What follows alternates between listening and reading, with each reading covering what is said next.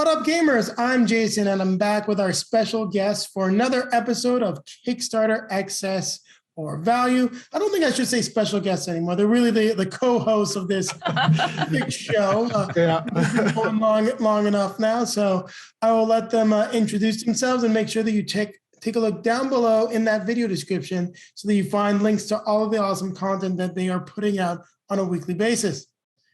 So take it away. Yep. So Ryan here from the Card Board Conjecture Podcast and Bridge City Board Gamers here in Saskatoon.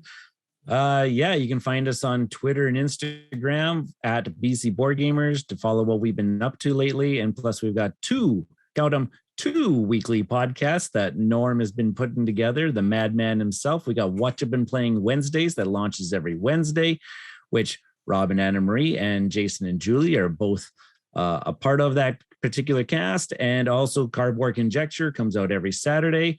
And depending on when you listen to this, episode number 100 may just be out there. And well, man, we had a lot of fun recording that one. Actually, you know what? This might be coming out the exact same day as episode 100 since perfect. For those that are wondering, we actually will have another special guest, and the next Kickstarter Excess or Value is coming really soon because we all got triggered. So we're gonna leave it right there. Perfect. Hey everyone, it's Rob and Anna Marie from the Meeple Dungeon out here in Kelowna, BC. You can find us on Twitter at Meeple Dungeon, YouTube channel The Meeple Dungeon, and on our new podcast, the Meeple Dungeon Podcast, which we have 7 or 8 episodes by the time you watch this video, at least out. And we're happy to be here. All right. So the Pledge Master Ryan is going to take it away. He's going to share his screen. He's going to break down the pledges. But before he goes into the breakdown, I'll give you some background on Artisans of the Splendant Vale, the game that we're talking about that is from Renegade Game Studios and designed by Nikki Valens. So Artisans of the Splendant Vale is a cooperative campaign game for 2 to 4 players. Now, if you have played Legacy of Dragonhold and Gloomhaven Jaws of the Lion, you may recognize some of the mechanics. As you can see on that page there, we've got a scenario book that you'll be going through. There's also a world map. You also see the character boxes that include all of the things that you're going to need for your character, including your own personal storybook. So whereas this game differs from games like Dragonhold, each character will have the same storybook that has a little bit of customization for each character. So you'll have some choices that are only available to you, some interactions that are also only available to your character as well, based on things that happen. You also have unique crafting abilities because all of these characters are artisans that live in this vale. So you're going to be traveling around finding meteorite-based material and crafting new items and potions as you go on this long epic quest. Each character has their own biography, and the game does recommend that you explain that biography in your own words to the other players so that they know what to expect from your character, where your strengths lie, and where your weaknesses are. Now, one thing you'll notice is that they've really done a great job of focusing on having, BIPOC characters as the characters. So really wanted to focus on diversity. So you've got characters from all races, genders, and different orientations. So that is definitely a part of the game. If you have played Legacy of Dragonhold, you know that there are some romance options, just like Dragon Age for the video gamers out there. And they are, you can pick whichever way you would like to go. And I think I've done enough just giving you a breakdown of the game and some of the gameplay. So what we're going to do is we're going to try to keep this a little bit shorter because I think all of us like what we saw from the gameplay itself, but we got a little triggered at the overall Kickstarter. So, this is a show about excess and value. So we all just kind of wanted to talk about it from there. So Pledge Master Ryan, take it away. Okay. So what you can see here, we got the core game box, $99, which we all have agreed when we've looked at it. From what we're getting here, this seems like pretty standard pledge price for a game of this caliber and this magnitude. and you're getting a lot of good stuff in there with the big book and stuff like that, and all of the components, all of the cards, the maps. I like the etched meeples. I think I really like that look on meeples. The screen printed. Or yeah. screen printed. Yep. They look good. Yeah, they look sharp. That just gives them an extra little thing. And like they say, you didn't need minis for this type of game. No, And I think I like this choice. those look spot on for this style of game. Yeah. Yeah, It goes custom exactly dice. with the colorful art, the way they wanted everything to be set up. You've got the dice, and I neglected to mention the way the dice work. You'll be rolling the dice, you'll get different symbols, and those symbols will allow you to do specific actions. So like punches can let you attack, and those are all related to either like your character skill sheet or the item cards that you have. So for example, a boot is a movement. You also then use those same dice to determine what the AI will do. Right. Mhm. Yeah, and there we go. And then they go into the game features and stuff like that. So I think I'll just go over to the side bar here because I'm just trying to find it down here. Because then they go through all their stretch goals, which are just kind of like neat little things that they kind of added into the game, like slip cases for the books, some like card index box Pencils. upgrade, some pencils, and then I think they had like some bookmarks and stuff like that. Some neat little things, just like, it's really kind of fun and interesting. Erasers, like the meeple shaped erasers. I like those. Yeah, those are cool. Kind of just like little things that you can use, I'm assuming, throughout the game because there are legacy components to this game. Yeah, it is a legacy game that is fully resettable. That's why you're There going it is. You've got the 99 for the core game, and then they also are offering a recharge pack, so you can add on an extra $15 for the recharge pack for if you want to play through it again. And this is kind of like a popular option now, starting with some of these legacy games. I think starting with Charterstone was one of the first legacy games that offered a recharge or a reset pack to allow you to play through the stuff again, which is really quite nice. I always, and then if you think you're going to play through this, I don't think we talked about how long the campaign is going to be. Estimates are around 60 hours. So, is it that long? Okay. The idea of a recharge pack, I think, is really cool. However, they're going to be realistic here. At least I think for those of us here, like I can't see myself spending 60 hours replaying this game. If I was going to be replaying a game, I'd pick Descent. I'd rather replay that. There's just other games that would get to the table before this one. I would definitely do one time through it, but Oh yeah. But definitely, but $15 for a recharge pack. Not outrageous. That's not outrageous. I don't know exactly which components or how many of the components are going to need to be recharged or reset. Character sheets and stickers from what I've seen.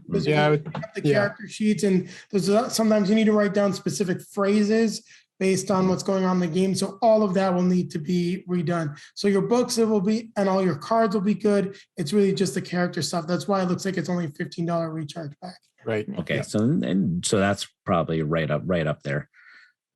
And then we got this all-in pledge, which kind of made me raise my eyebrows a little bit. They're cute, but we don't have like an actual like mock-up of these, but we've got the plushies. Yeah. So you can get everything in the core game, the recharge pack, and 3 plushies. There they are. Or you just got these other levels, like I have them on the side here. You can get brown bear, horn dog, or winged cat. You can just pick one for $30. Or you can get all 3 for $80. American. That's why I kind of brought this up to this show, because I was like, those are really interesting. That's so much. I don't necessarily mind it at the $179 because you're also getting the recharge pack. So if you're looking at it, it's $65 a plushie. It's about $15 US a plushies. If they're good quality things, then okay, yeah, I can see it. But I mean, even looking through the game, like, why a plushie? I don't see anything that says plushie. It's like you're on $20, $20, 21 or something a plushie. But then also, I don't know if you guys checked out the shipping, but if you were to get, whether you were getting one plushie or three, it's $18 US for shipping for one. Yeesh. One or three, $18. So you add that on to how much the plushie is. That's like, so 29 plus 18, right? Like Yeah. They got roughly the dimensions of the plushies. They're that didn't seem too big, did it? 7 inch by 7 inch by 10. Yeah, they're tiny. Yeah. 7 inch, like I'm looking at just doing my rough estimate here. Yeah, it's probably about like the average size of like one of my kids' little stuffies that they currently have on the bed, like a Paw Patrol stuffy or something like that they already have. Like this big, right? Yeah. Yeah, something like that. For $30 American? Plus 18 shipping. Oh, yeah. So if you haven't figured out, this is kind of where we're talking about the excess of. This is a little. No, not a little. This is not a little. This is pure excess. Yeah. So this is if you think these things are absolutely cute and adorable and you want to hold it while you're playing this game, and like you have your companion with you as you're playing your game. Yeah. Good on you. Here's the thing. There are 3 of them. And there are 4 characters. So I don't even know how this relates to the game. I think thought that too. Why do we have plushies? And we'll talk about the value proposition overall, like afterwards, because as you can all see, all of us are just like, I don't understand. Also, there's a border collie as one of the like main things throughout the whole campaign. He's one of the characters' like pets. But really? Why isn't the border collie in there? Okay, maybe that's the horned dog. Maybe, but we can see the backers here, Ryan. So for the plushies, pick one. We've got 12 backers. 12 people are wanting one plushie. And that's all. That's all they want. 6 people want all 3 plushies, and that's it. Whoa. For the core game, just the core games, 370, pretty respectable. Yeah. Core game recharge pack, 567. That makes pretty sense. Respectable. We got 79 retailers. Okay. Bringing this into their stores, which is awesome. And then we got 154 people wanting to go all in, get the whole game, whole kit and caboodle, and those plushies. There's people that want them plushies. That's a bad stat for Kickstarter because, typically when there's an all-in pledge, that's usually where you get the most backers. Yeah. And the last time we saw like an all-in pledge that didn't have a lot of backers was when we were looking at Chronicles of Trunagor, because that was an expansion and it was kind of split evenly. It was all the new stuff or the all-in. That's really where everyone went. Yeah, it almost looks like these plushies are hindering them in sales rather than helping. I don't think because they still got they got 900 people here. Yes, that are getting the game. True, but if you do the math, right? And I think Rob has a point because I don't know if they're hindering people, but I think it's content that people don't want to pay for. Yeah, if you had the all-in for less. I'm not sure they're going to get the economies of scale and value on this. They were doing an Ask Me Anything in Reddit. I have not seen Renegade Games do too many Ask Me Anythings in Reddit before. I'm not too sure they're happy with the overall performance of the game. And if we're talking a little bit about excess, I love the idea of the soft cover books and the way that that's done, but that's probably adding an extra 20 to 30 bucks to the game than rather than having people using, the same booklet and reading out loud. Now, how's that actually going to work in play? Like I've only watched a little bit of playthroughs. I'm not too sure, but that's, that's taking that game from maybe a $60 to $70 price point up to the $100 price point. Then you've got plushies and you got to make them right. Like you're really going to make a run of plushies for what? Like 200 people? 200 people. Yeah. Plushie? Like how much is that going to cost you? Right. You'd think that you'd want to be, producing these in like 1,000 or something, right? To make it worth your while. 200 and something is like, I don't know if you're making any money off that. I don't know if you're not losing money off that. Yeah. Or you might even be losing. Yeah. Yeah. You made an interesting point off stream. here, Jason, too, that these character books, they're telling the same story. Yes. Right. They're all telling the same story, but they're all kind of, the choices are tailored to each individual character, which is kind of interesting because you're essentially printing the same story 4 times. That's what you were kind of getting at too with this. Yeah. So Excess. you have like chunk 1 will be like it's like the main story for everyone else. Then you might read down and it'll be something specific to your character. But like the main story points are all the same. Like I was watching a playthrough and I think they were showing like the books and you could see that like the section for the choices, all the choices were like the same, except there was one that was like a character specific one that was like highlighted, like only you can do this. Only you can do this. Only you can do this. And then I have to ask myself, I don't know, like the gameplay, like I haven't seen enough of it. Wouldn't you always just want to pick the thing that only your character can do? Right. Yeah. Mm-hmm.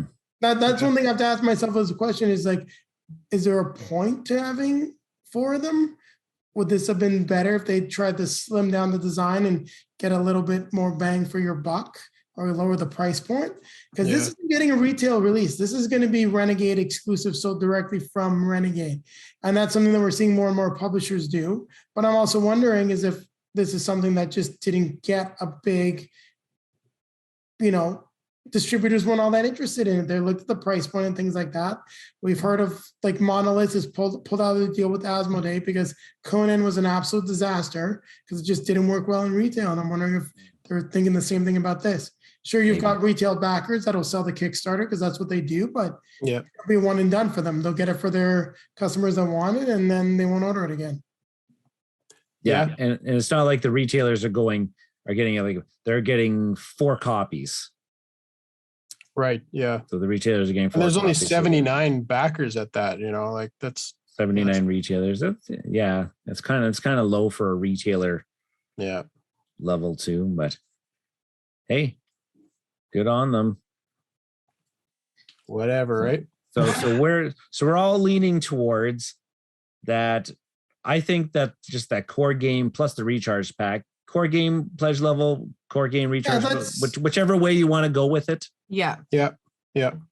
Let's talk about value, where the value is now, because we just hit the excess hard on the plushies. We talked a little bit about the excess potential, maybe in the books, but it's Kickstarter, so we're getting that nicer experience, right? Yeah.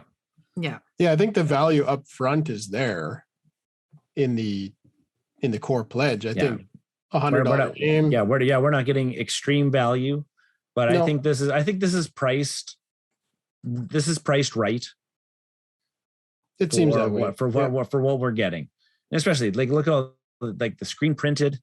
You get the nice custom dice. Yeah, everything's beautiful art. Like the artwork beautiful that they've commissioned onto this is fantastic and very unique. I've never seen any art like this before. Yeah, this is really just really really cool. Yeah, it's good. So my other thing where I think you might not be getting value, and I don't know, Ryan, have you finished Dragonhold? I was probably about like 70%. Okay, so ish. The one issue I had with Dragonhold that really soured me on the whole experience, and I'm not going to spoil it for anyone, but if you've ever played Mass Effect, and you got to the end of Mass Effect 3, and that after everything you do, it came down to pick an ending. Yeah. And that was one of the most frustrating things about Legacy of Dragonhold is that I kind of played it like we played it our own way. And then it was like, okay, I'd like a middle ending. And I'm like, well, dang, the middle ending isn't very good. So it's like, wait, I can go with a bad ending and it sucks, or I can have like a good ending. And it's like, I was like, there's no nuance to the way this ends. And I was really disappointed. And I'll play it again. It's a good experience, but that just kind of soured me because I felt like I had a lot more freedom. And I'm kind of worried about that with this game because it's also a Nikki Valens game. And this does seem, it feels to me like Fantasy Flight Games kind of killed the Oracle system and maybe a few things that she wanted to push forward and work on. And we're seeing some different iterations of that now in Artisans of Splendant Vale. Right. Yeah, but good on Nikki for keeping this this idea, like the proof of concept on Legacy of Dragonhold, it was really, really great. Really impressed with what they did with it. And absolutely. yeah, and so good on them for I think trying to improve or even go forward with what they developed on Dragonhold with this. This is just like a bigger, like I like the comparison to Dragonhold here. This feels like just a bigger concept. And I really like it as well. And I think that it's good to see this system develop and taken even further. Like I said, I'd love to. It's one of those things where maybe I'll pick it up. Like I'm in $1 on the Pledge Manager, but I'd probably more likely to buy it through Renegade themselves if there are a lot of good things. Because I'd really want to know, like, how does the ending work? Is it going to be my ending, or do I go through the 6-hour campaign and end up in a pick an ending? 50-50, yeah. I cannot tell you, I'm so happy. I really did not play Mass Effect 3 when the original ending was up, because I saw how much people freaked out. I'm like, man, if I just dropped 80 hours and that was my ending, I might have broken my TV. Controller would have went like this. Whoops. Yeah. Cool. No, but I really like everything they've done, and also the focus on BIPOC characters and really making things different. The stretch goals for me are take it or leave it. I do think you're getting some value and some nice upgrades, and everything feels really realistic. So it does, like, they're going to be able to make these. This is not them overreaching, and Renegade does a really good job with regards to that. I just think the plushies are completely egregious, and I think they detract from what seems to be a really good campaign, because I just don't see anything to do with it. Actually, scroll up, Ryan. Whoop. See the little border collie right there? Is. Yeah. It's like it seems like the main pet, and he's throughout all the stretch goals. It's the little dog that's going through all of them. It was right. Finding everything. He was right here. Right there. Yeah. Rosha. Why didn't they just have a plushie of him available? Yeah, why not just one Rosha plushie? And then you want it? Cool. Right? Yeah. And it's funny that maybe this is Rosha. Doesn't look anything. I don't think so. No, it's like a white. It's like inverted. The colors. Yeah. The colors are inverted. That's a winged cat. Oh, yeah. It's true. Yeah. Yeah. So look, they had like this lizard guy. Yeah. He's cool. I'd get a plushie of him. Yeah.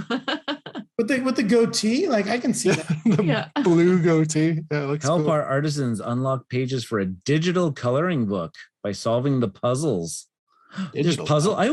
I should. You didn't see that, Ryan? I thought you'd be okay. After we're done here, I might actually sit down with these puzzles. I love puzzles. With my 1 million cryptography degrees. Yeah. That's right. Yeah.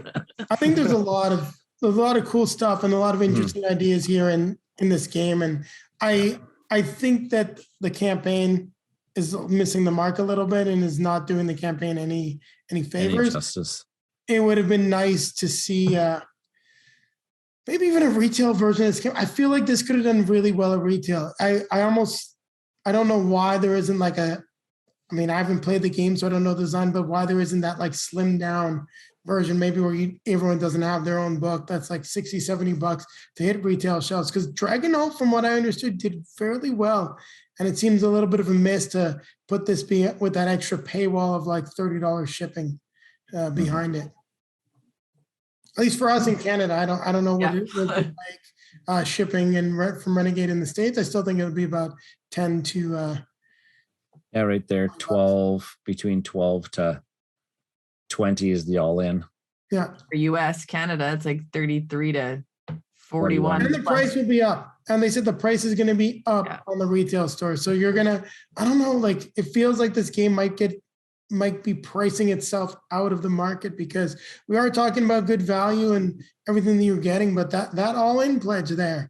I mean, we were talking about Agamonia, right? For $99, 99 euros. So that gets us to like 120. We can throw in the minis. I got my minis, and I'm like, your mini fix. Nice. Maybe like $20 or $30 more. I don't know. Yeah. Yeah. There's just something Cool. with this one that I think we're missing a little something. Yeah.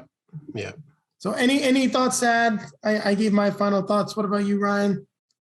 Nope. It's pretty much ditto. Though Yeah. the excess is in the real excess in this campaign are those plushies.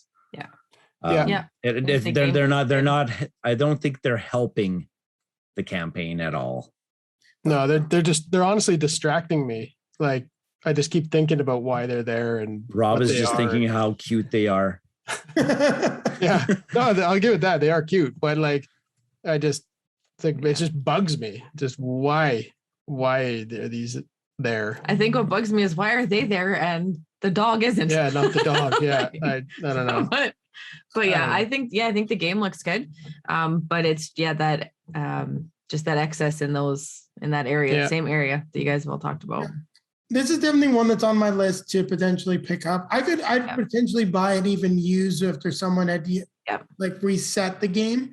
Yeah. But I don't think I'm in $1 on the Pledge Manager. I'm going to try to find out a little bit more about it, but I don't think I'm going to go any further than that for the moment. It'll be interesting to see what this is priced on Renegade's Game Store, but for right now, I think this one, the Pledge finger is not itching. It's just Yeah, same here. It's not grabbing me. It looks good. It does look very good. I like the art. I like the color. I like that. I think the game looks interesting, but it doesn't have me. Yeah, it doesn't have me itching for it. It's lacking something somewhere. I'm not sure. Perfect. It's the Rosha plushie. If there was Rosha sitting on that box looking cute, I might be like all in. Like Anna Marie'd be all in. Yeah. We hate the other plushies, but if there's a Rosha plushie that makes sense, oh, that's really cool. I don't have a board game plushie. Right. That's right. Look, that dog looks awesome. Yeah, I know. Yeah. Can I do it? Where is it? There. Oh no. Oh boy. There we go. Yeah, There we look go. at him. Yeah. It looks cool. Totally. And I like that lizard, honestly. The lizard. So is he cool does too. look like a horned dog, but it doesn't look like any of the plushies. Like, didn't say there was a horned dog plushie. Is Rosha there and it just doesn't look like him at all? It doesn't look like that at The all. horned doesn't dog look is like him. black. The horn dog is okay. the horn dog. Then is never black. mind. It looked more like a Rottweiler. Oh yeah. Kinda Yeah. No. Change the. So if they're listening, change the scheme Yeah. Or just on add this horn dog to Rosha. Rosha in there. You have 4 characters, and that's actually one of the characters' pets. But aside, yes. In any case, I think we've talked enough about Artisans of the Splendant Vale. Please let us know what you think down below in the comment section. Really curious to hear. There's been a lot of talk about this game. And where is it currently at on right now, Ryan? It's okay. I just I stopped can see. sharing. No, it's Sorry. perfect. I got it here. It's at 177,000 and it is still going up. So there's a few days left in the campaign as of the time that we've published this. It's got 1,399 backers. So still a solid showing, but I do feel like they wanted more.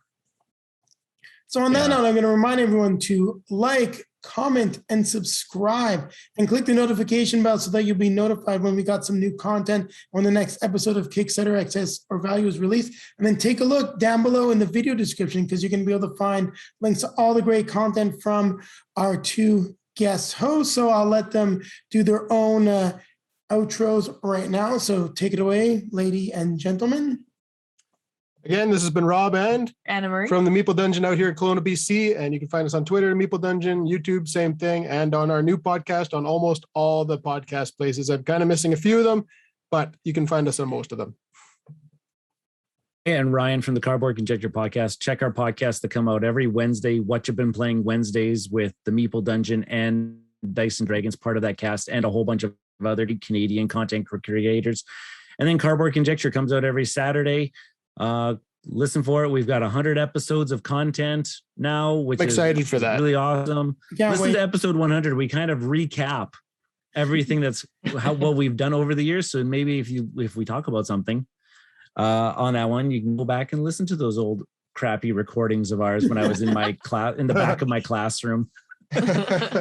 Were you in a closet like the kids are sleeping? Like We would just set up a table and 2 crappy microphones and a laptop, and you can hear like desks shuffling in the room next door and kids yelling in the hallways and cars backfiring in the parking lot. It was great. Those days when you started up, I remember jury rigging a camera to our light fixture over our kitchen table for our first video, or a top-down shot, and then being like, I'm never doing that again. Yeah. Yep. Good times. And then popping up in front of us, you're going to have links to some of our previously released videos. You have a link that will take you back to the full Kickstarter Excess or Value playlist. So take a look at those videos. The first few have some nice introductions as to what we all like in terms of gaming. Then you also have a video that's popping up that will take you back to the most recent release. And everyone, don't forget to keep playing games.